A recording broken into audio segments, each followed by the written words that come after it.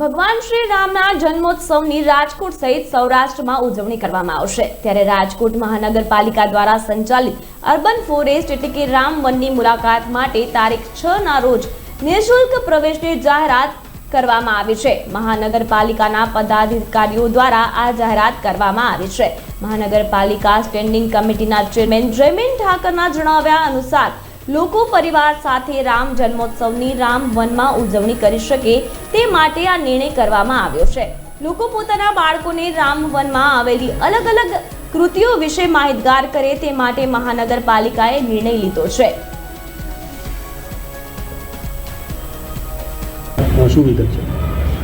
Rajkot municipal કોર્પોરેશનના 18 વોર્ડની અંદર community hall કાર્યરત છે। આ કોમ્યુનિટી હોલની અંદર ફાયર ઇક્વિપમેન્ટ જે તે સમયે લગાડવામાં નહોતા આવ્યા, એટલે ફાયર ઇક્વિપમેન્ટ લગાડવા માટે રાજકોટના તમામ કોમ્યુનિટી હોલો અમે લોકોએ બંધ કર્યા હતા। ગઈકાલથી કોમ્યુનિટી હોલ રાજકોટના 13 કોમ્યુનિટી હોલ અમે લોકો ખુલ્લા મૂક્યા છે અને બાકીના કોમ્યુનિટી હોલ પણ ટૂંક સમયની અંદર અમે લોકો ખુલ્લા મૂકશું। રાજકોટ શહેરના નગરજનો માટે આ એકદમ ટોકન દરે રાજકોટ મહાનગરપાલિકા દ્વારા અમે લોકો કોમ્યુનિટી હોલ પ્રોવાઈડ કરતા હોઈએ છીએ। તો આપ સૌના માધ્યમથી